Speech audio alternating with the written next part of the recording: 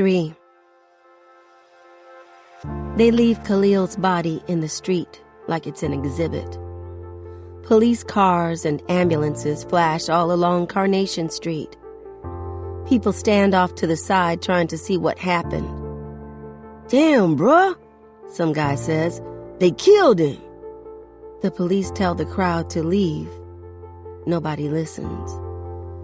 The paramedics can't do shit for Khalil, so they put me in the back of an ambulance like I need help. The bright lights spotlight me, and people crane their necks to get a peek. I don't feel special. I feel sick. The cops rummage through Khalil's car. I try to tell them to stop. Please, cover his body. Please, close his eyes. Please, close his mouth. Get away from his car. Don't pick up his hairbrush. But the words never come out. 115 sits on the sidewalk with his face buried in his hands. Other officers pat his shoulder and tell him it'll be okay. They finally put a sheet over Khalil. He can't breathe under it. I can't breathe. I can't breathe. I gasp and gasp and gasp. "Star." Brown eyes with long eyelashes appear in front of me. They're like mine. I couldn't say much to the cops, but I did manage to give them my parents' names and phone numbers. "Hey," Daddy says. "Come on, let's go." I open my mouth to respond. A sob comes out.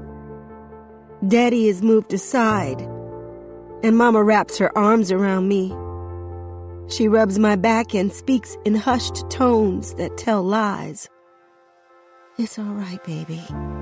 It's all right." We stay this way for a long time.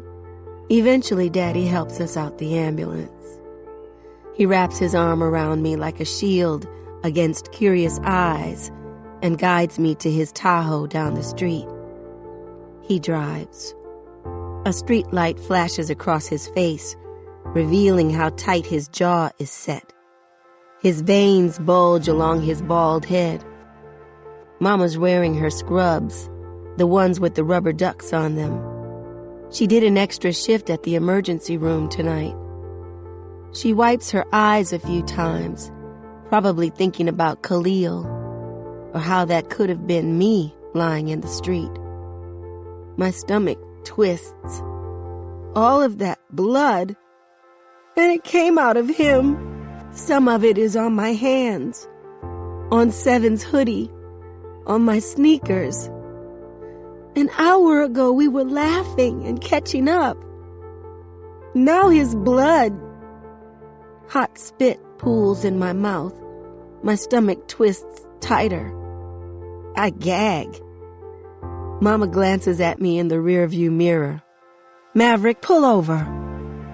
I throw myself across the back seat and push the door open before the truck comes to a complete stop. It feels like everything in me is coming out, and all I can do is let it. Mama hops out and runs around to me. She holds my hair out the way and rubs my back. "I'm so sorry, baby," she says. When we get home, she helps me undress. Seven's hoodie and my Jordans disappear into a black trash bag, and I never see them again. I sit in a tub of steaming water and scrub my hands raw to get Khalil's blood off.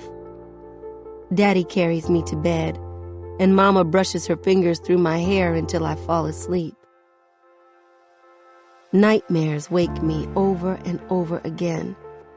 Mama reminds me to breathe the same way she did before I outgrew asthma. I think she stays in my room the whole night, 'cause every time I wake up, she's sitting on my bed. But this time she's gone. My eyes strain against the brightness of my neon blue walls. The clock says it's 5 in the morning. My body's so used to waking up at 5, it doesn't care if it's Saturday morning or not. I stare at the glow-in-the-dark stars on my ceiling, trying to recap the night before. The party flashes in my mind. The fight. 1:15 pulling me and Khalil over. The first shot rings in my ears. The second. The third. I'm lying in bed.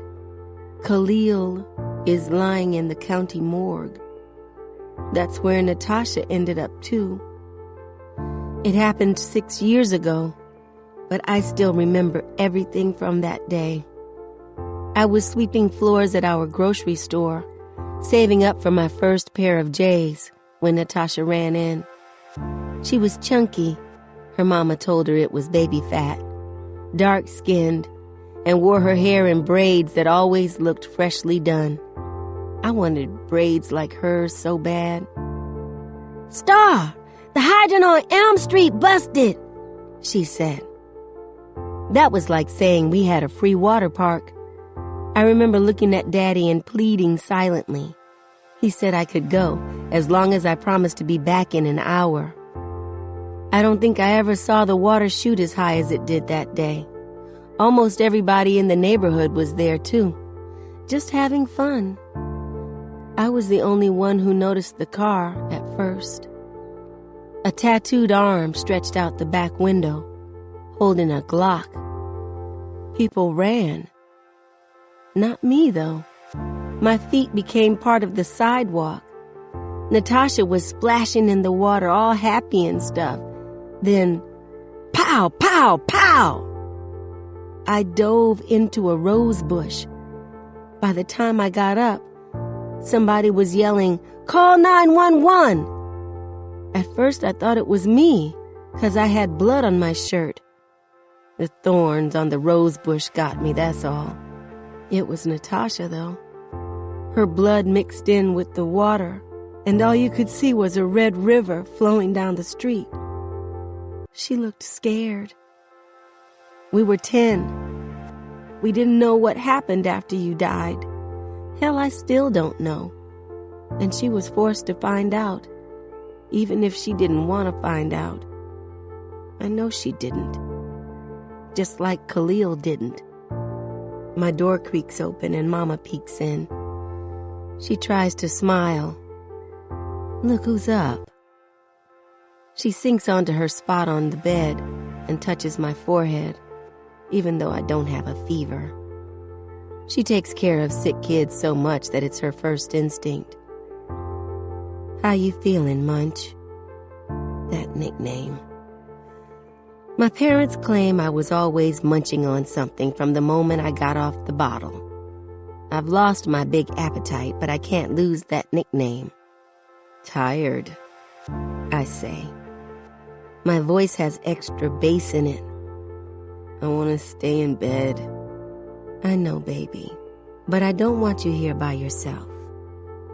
That's all I want to be, by myself. She stares at me, but it feels like she's looking at who I used to be. Her little girl with ponytails and a snaggletooth who swore she was a Powerpuff Girl. It's weird, but also kind of like a blanket I want to get wrapped up in. "I love you," she says. "I love you too." She stands and holds her hand out. "Come on, let's get you something to eat." We walk slowly to the kitchen. Black Jesus hangs from the cross in a painting on the hallway wall, and Malcolm X holds a shotgun in a photograph next to him. Nana still complains about those pictures hanging next to each other. We live in her old house. She gave it to my parents after my Uncle Carlos moved her into his humongous house in the suburbs. Uncle Carlos was always uneasy about Nana living by herself in Garden Heights, especially since break-ins and robberies seem to happen more to older folks than anybody. Nana doesn't think she's old, though. She refused to leave, talking about how it was her home and no thugs were going to run her out, not even when somebody broke in and stole her television. About a month after that, Uncle Carlos claimed that he and Aunt Pam needed her help with their kids. Since, according to Nana, Aunt Pam can't cook worth a damn for those poor babies, she finally agreed to move. Our house hasn't lost its Nana-ness, though, with its permanent odor of potpourri, flowered wallpaper, and hints of pink in almost every room. Daddy and Seven are talking before we get to the kitchen. They go silent as soon as we walk in. Morning, baby girl. Daddy gets up from the table and kisses my forehead. You sleep okay? Yeah, I lie, as he guides me to a seat. Seven just stares. Mama opens the fridge, the door crowded with takeout menus and fruit-shaped magnets. All right, Munch, she says. You want turkey bacon or regular? Regular? I'm surprised I have an option. We never have pork. We aren't Muslims. More like Christlims. Mama became a member of Christ Temple Church when she was in Nana's belly. Daddy believes in Black Jesus, but follows the Black Panthers' 10-point program more than the 10 Commandments. He agrees with the Nation of Islam on some stuff, but he can't get over the fact that they may have killed Malcolm X. Pig in my house, Daddy grumbles and sits next to me. Seven smirks across from him.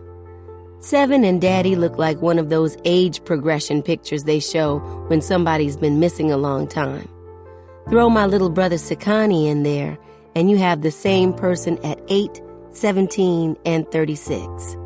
They're dark brown, slender, and have thick eyebrows and long eyelashes that almost look feminine.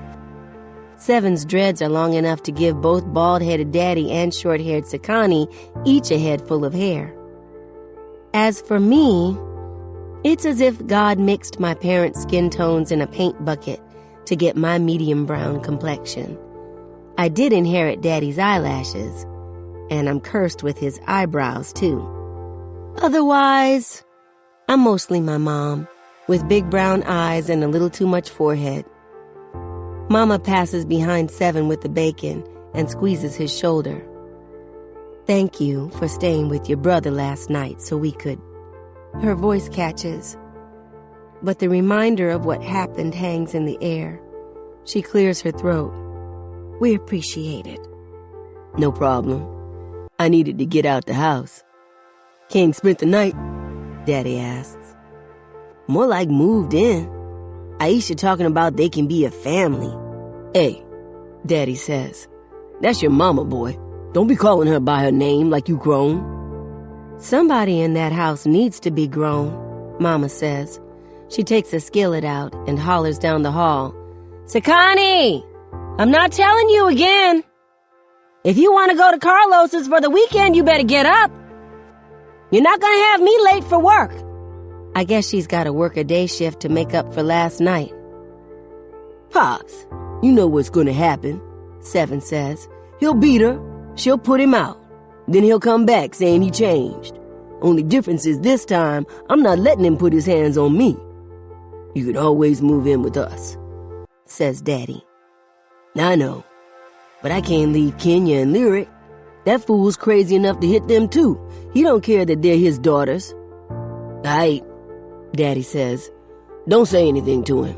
If he puts his hands on you, let me handle that. Seven nods, then looks at me.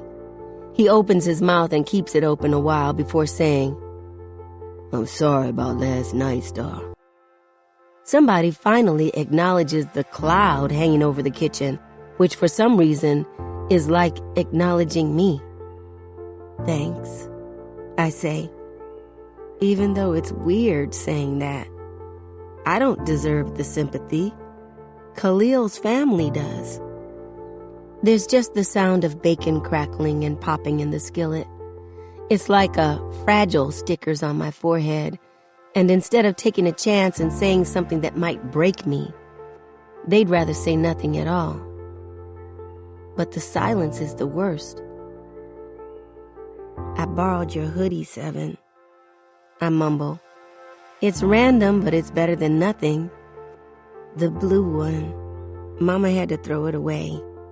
Khalil's blood. I swallow. His blood got on it. Oh. That's all anybody says for a minute. Mama turns around to the skillet. Don't make any sense. That baby, she says thickly. he was just a baby. Daddy shakes his head. That boy never hurt anybody. He didn't deserve that shit. Why did they shoot him? 7 asks. Was he a threat or something? No, I say quietly. I stare at the table. I can feel all of them watching me again. He didn't do anything, I say. We didn't do anything. Khalil didn't even have a gun. Daddy releases a slow breath. Folks around here gonna lose their minds when they find that out. People from the neighborhood are already talking about it on Twitter, 7 says. I saw it last night. Did they mention your sister? Mama asks. No, just R.I.P. Khalil messages, fuck the police, stuff like that. I don't think they know details. What's gonna happen to me when the details do come out? I ask. What do you mean, baby? My mom asks. Besides the cop, I'm the only person who was there. And you've seen stuff like this. It ends up on national news. People get death threats, cops target them, all kinds of stuff. I won't let anything happen to you, Daddy says. None of us will. He looks at Mama and 7. We're not telling anybody that Star was there. Should Sakani know? 7 asks. No, Mama says. It's best if he didn't. We're just gonna be quiet for now. I've seen it happen over and over again. A black person gets killed just for being black, and all hell breaks loose. I've tweeted RIP hashtags, reblogged pictures on Tumblr, and signed every petition out there. I always said that if I saw it happen to somebody, I would have the loudest voice, making sure the world knew what went down. Now I am that person, and I'm too afraid to speak. I want to stay home and watch The Fresh Prince of Bel-Air, my favorite show ever, hands down. I think I know every episode word for word. Yeah, it's hilarious, but it's also like seeing parts of my life on screen. I even relate to the theme song. A couple of gang members who were up to no good made trouble in my neighborhood and killed Natasha. My parents got scared, and although they didn't send me to my aunt and uncle in a rich neighborhood, they sent me to a bougie private school. I just wish I could be myself at Williamson, like Will was himself in Bel-Air. I kind of want to stay home so I can return Chris's calls, too. After last night, it feels stupid to be mad at him. Or I could call Haley and Maya. Those girls Kenya claims don't count as my friends. I guess I can see why she says that. I never invite them over. Why would I? They live in mini mansions. My house is just mini. I made the mistake of inviting them to a sleepover in 7th grade. Mama was going to let us do our nails, stay up all night, and eat as much pizza as we wanted. It was going to be as awesome as those weekends we had at Haley's, the ones we still have sometimes. I invited Kenya, too, so I could finally hang out with all 3 of them at once. Haley didn't come. Her dad didn't want her spending the night in the ghetto. I overheard my parents say that. Maya came, but ended up asking her parents to come get her that night. There was a drive-by around the corner, and the gunshots scared her. That's when I realized Williamson is one world, and Garden Heights is another, and I have to keep them separate. It doesn't matter what I'm thinking about doing today, though. My parents have their own plans for me. Mama tells me I'm going to the store with Daddy. Before 7 leaves for work, he comes to my room in his Best Buy polo and khakis and hugs me. Love you, he says. See, that's why I hate it when somebody dies. People do stuff they wouldn't usually do. Even Mama hugs me longer and tighter with more sympathy than just because in it. Sakani, on the other hand, steals bacon off my plate, looks at my phone, and purposely steps on my foot on his way out.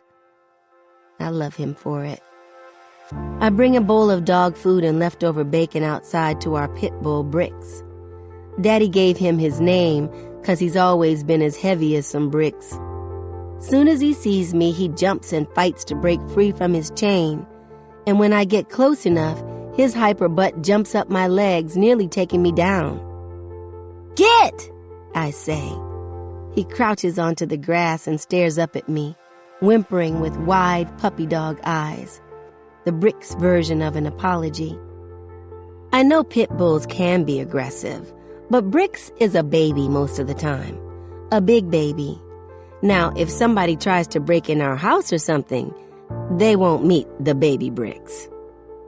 While I feed Bricks and refill his water bowl, Daddy picks bunches of collard greens from his garden. He cuts roses that have blooms as big as my palms.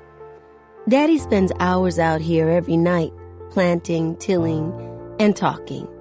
He claims a good garden needs good conversation. About 30 minutes later, we're riding in his truck with the windows down. On the radio, Marvin Gaye asks, "What's going on?" It's still dark out, though the sun peeks through the clouds, and hardly anybody is outside. This early in the morning, it's easy to hear the rumbling of 18-wheelers on the freeway. Daddy hums to Marvin, but he couldn't carry a tune if it came in a box. He's wearing a Lakers jersey and no shirt underneath, revealing tattoos all over his arms. One of my baby photos smiles back at me, permanently etched on his arm with "something to live for, something to die for" written beneath it. Seven and Sakani are on his other arm with the same words beneath them. Love letters in the simplest form. You want to talk about last night some more? He asks. Nah. Aight. Whenever you wanna. Another love letter in the simplest form. We turn onto Marigold Avenue, where Garden Heights is waking up. Some ladies wearing floral headscarves come out the laundromat, carrying big baskets of clothes. Mr. Rubin unlocks the chains on his restaurant. His nephew, Tim, the cook, leans against the wall and wipes sleep from his eyes. Ms. Yvette yawns as she goes in her beauty shop. The lights are on at Top Shelf Spirits and Wine, but they're always on. Daddy parks in front of Carter's Grocery, our family store. Daddy bought it when I was 9, after the former owner, Mr. Wyatt, left Garden Heights to go sit on the beach all day, watching pretty women. Mr. Wyatt's words, not mine. Mr. Wyatt was the only person who would hire Daddy when he got out of prison, and he later said Daddy was the only person he trusted to run the store. Compared to the Walmart on the east side of Garden Heights, our grocery is tiny.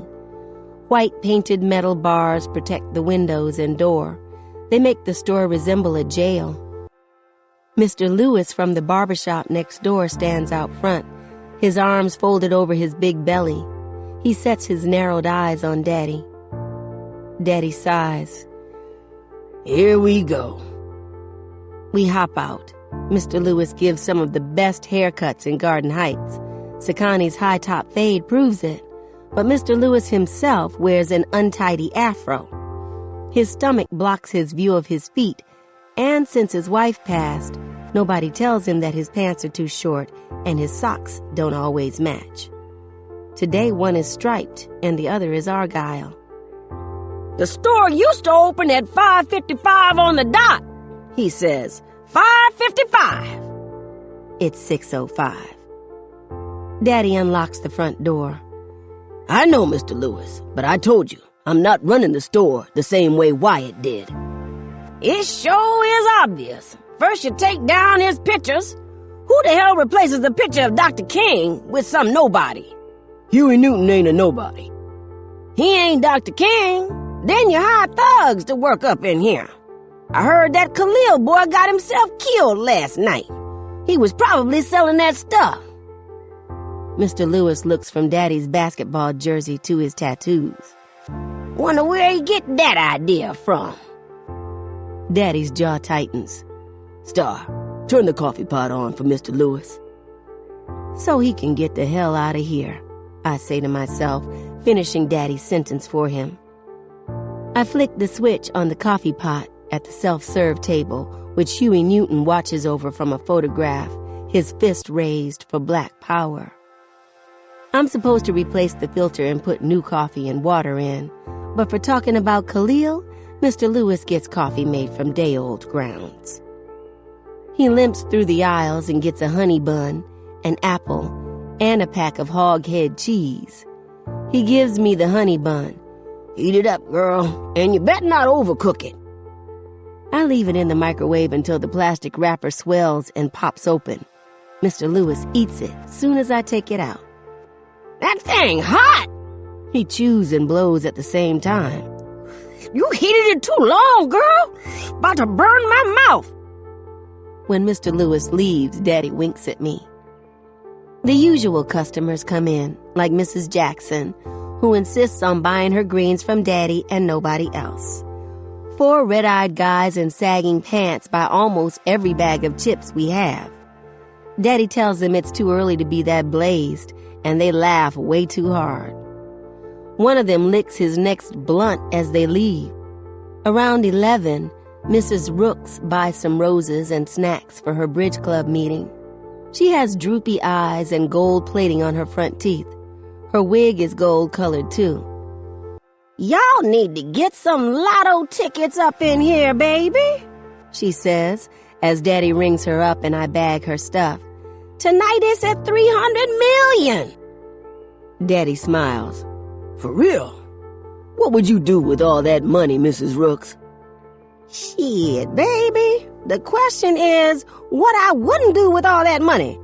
Lord knows I'd get on the first plane out of here. Daddy laughs. Is that right? Then who gonna make red velvet cakes for us? Somebody else, 'cause I'd be gone. She points to the display of cigarettes behind us. Baby, hand me a pack of them Newports. Those are Nana's favorites, too. They used to be Daddy's favorites before I begged him to quit. I grab a pack and pass it to Mrs. Rooks. She's staring at me moments after, patting the pack against her palm, and I wait for it. The sympathy. Baby, I heard what happened to Rosalie's grandboy, she says. I'm so sorry. Y'all used to be friends, didn't you? The used to stings, but I just say to Mrs. Rooks, yes, ma'am. She shakes her head. Lord have mercy. My heart about broke when I heard. I tried to go over there and see Rosalie last night, but so many people were already at the house. Poor Rosalie. All she going through, and now this. Barbara said Rosalie not sure how she gonna pay to bury him. We talking about raising some money. Think you can help us out, Maverick? Oh, yeah. Let me know what y'all need, and it's done. She flashes those gold teeth in a smile. Boy, it's good to see where the Lord done brought you. Your mama would be proud. Daddy nods heavily. Grandma's been gone 10 years, long enough that Daddy doesn't cry every day. But such a short while ago that if someone brings her up, it brings him down. And look at this girl, Mrs. Rooks says, eyeing me. Every bit of Lisa. Maverick, you better watch out. These little boys around here gonna be trying it. Nah, they better watch out. You know I ain't having that. She can't date till she 40. My hand drifts to my pocket, thinking of Chris and his texts. Shit, I left my phone at home. Needless to say, Daddy doesn't know a thing about Chris. We've been together over a year now. 7 knows, because he met Chris at school, and Mama figured it out when Chris would always visit me at Uncle Carlos's house, claiming he was my friend. One day she and Uncle Carlos walked in on us kissing, and they pointed out that friends don't kiss each other like that. I've never seen Chris get so red in my life. She and Seven are okay with me dating Chris, although if it was up to Seven, I'd become a nun. But whatever. I can't get the guts to tell Daddy, though. And it's not just because he doesn't want me dating yet. The bigger issue is that Chris is white. At first, I thought my mom might say something about it, but she was like, he could be polka dot as long as he's not a criminal and he's treating you right. Daddy, on the other hand, rants about how Halle Berry act like she can't get with brothers anymore, and how messed up that is. I mean, anytime he finds out a black person is with a white person, suddenly something's wrong with them. I don't want him looking at me like that. Luckily, Mama hasn't told him. She refuses to get in the middle of that fight. My boyfriend, my responsibility to tell Daddy. Mrs. Rooks leaves. Seconds later, the bell clangs. Kenya struts into the store. Her kicks are cute. Bazooka Joe Nike dunks that I haven't added to my collection. Kenya always wears fly sneakers. She goes to get her usual from the aisles. Hey, Star. Hey, Uncle Maverick. Hey, Kenya. Daddy answers, even though he's not her uncle, but her brother's dad. You good? She comes back with a jumbo bag of hot Cheetos and a Sprite. Yeah, my mama want to know if my brother spent the night with y'all. There she goes calling Seven my brother, like she's the only one who can claim him. It's annoying as hell. Tell your mama I'll call her later, Daddy says. Okay. Kenya pays for her stuff and makes eye contact with me. She jerks her head a little to the side. I'm gonna sweep the aisles, I tell Daddy.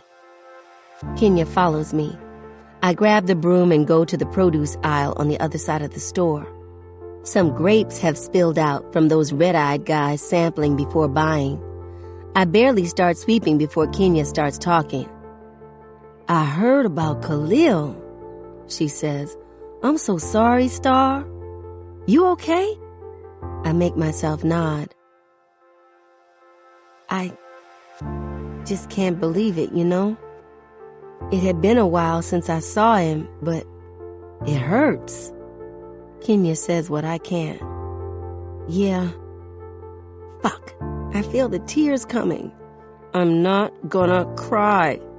I'm not gonna cry. I'm not gonna cry. I kinda hoped he'd be in here when I walked in, she says softly. Like he used to be. Bagging groceries in that ugly apron. The green one, I mutter. Yeah, talking about how women love a man in uniform. I stare at the floor. If I cry now, I may never stop. Kenya pops her hot Cheetos open and holds the bag toward me. Comfort food. I reach in and get a couple. Thanks. No problem. We munch on Cheetos. Khalil's supposed to be here with us. So, I say, and my voice is all rough. You and Denasia got into it last night? Girl. She sounds like she's been waiting to drop this story for hours. Devontae came over to me right before it got crazy. He asked for my number. I thought he was Denasia's boyfriend. Devontae not the type to be tied down. Anyway, Denasia walked over to start something, but the shots went off. We ended up running down the same street, and I clocked her ass. It was so funny. You should have seen it. I would have rather seen that instead of Officer 115 or Khalil staring at the sky or all that blood. My stomach twists again. Kenya waves her hand in front of me. Hey, you okay? I blink Khalil and that cop away. Yeah, I'm good. You sure? You real quiet. Yeah. She lets it drop, and I let her tell me about the second round she has planned for Denasia. Daddy calls me up front. When I get there, he hands me a 20. Give me some beef ribs from Reuben's, and I want Potato salad and fried okra, I say. That's what he always has on Saturdays. He kisses my cheek. You know your daddy. Get whatever you want, baby. Kenya follows me out the store. We wait for a car to pass, the music blasting and the driver reclines so far back that only the tip of his nose seems to nod to the song. We cross the street to Reuben's. The smoky aroma hits us on the sidewalk, and a blues song pours outside. Inside, the walls are covered with photographs of civil rights leaders, politicians, and celebrities who have eaten here, like James Brown and pre-heart bypass Bill Clinton. There's a picture of Dr. King and a much younger Mr. Reuben. A bulletproof partition separates the customers from the cashier. I fan myself after a few minutes in line. The air conditioner in the window stopped working months ago, and the smoker heats up the whole building. When we get to the front of the line, Mr. Reuben greets us with a gap-toothed smile from behind the partition. Hey, Star and Kenya, how y'all doing? Mr. Reuben is one of the only people around here who actually calls me by my name. He remembers everybody's name somehow. Hey, Mr. Reuben, I say. My daddy wants his usual. He writes it on a pad. All right. Beefs, potato salad, Okra. y'all want fried barbecue wings and fries? And extra sauce for you, Star Baby? He remembers everybody's usual orders, too, somehow. Yes, sir, we say. All right. Y'all been staying out of trouble? Yes, sir, Kenya lies with ease. How about some pound cake on the house, then? Reward for good behavior. We say yeah and thank him. But see, Mr. Reuben could know about Kenya's fight and would offer her pound cake regardless. He's nice like that. He gives kids free meals if they bring in their report cards. If it's a good one, he'll make a copy and put it on the all-star wall. If it's bad, as long as they own up to it and promise to do better, he'll still give them a meal. It's gonna take about 15 minutes, he says. That means sit and wait till your number is called. We find a table next to some white guys. You rarely see white people in Garden Heights, but when you do, they're usually at Reuben's. The men watch the news on the box TV in the corner of the ceiling. I munch on some of Kenya's hot Cheetos. They would taste much better with cheese sauce on them. Has there been anything on the news about Khalil? She pays more attention to her phone. Yeah, like I watch the news. I think I saw something on Twitter, though. I wait. Between a story about a bad car accident on the freeway and a garbage bag of live puppies that was found in a park, there's a short story about an officer-involved shooting that is being investigated.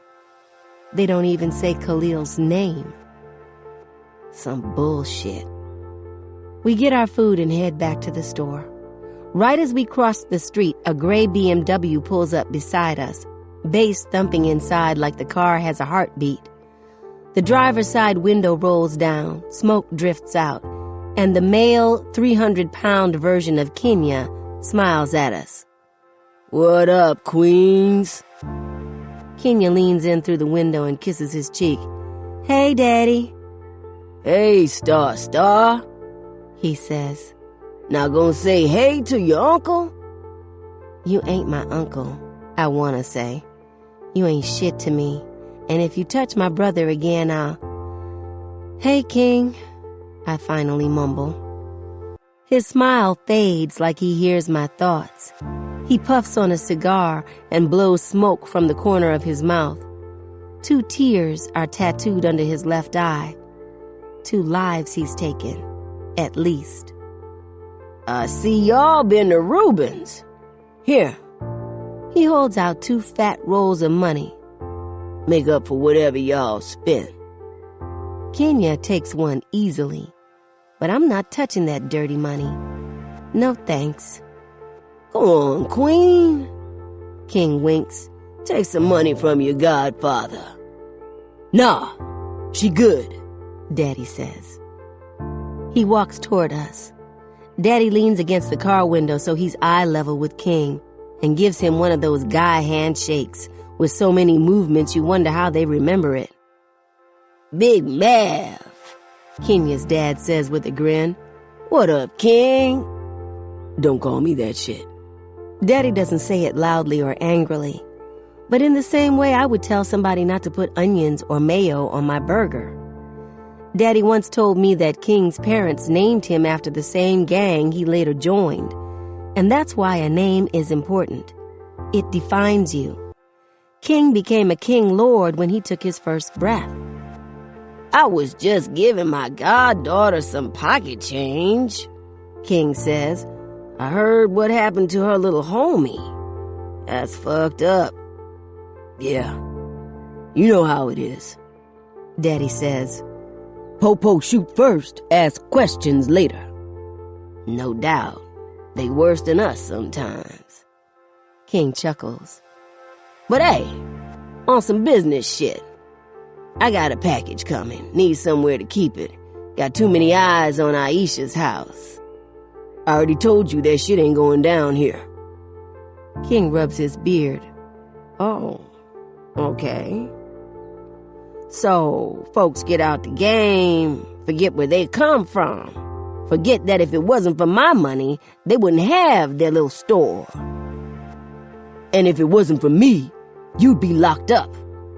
3 years, state pen. Remember that shit? I don't owe you nothing. Daddy leans onto the window and says, But if you touch 7 again, I'll owe you an ass whooping. Remember that, now that you done moved back in with his mama. King sucks his teeth. Kenya, get in the car. But Daddy, I said, get your ass in the car. Kenya mumbles bye to me. She goes around to the passenger side and hops in. Alright, Big Mav. So it's like that? King says. Daddy straightens up. It's exactly like that. Alright then. You just make sure your ass don't get out of line. Ain't no telling what I'll do. The BMW peels out.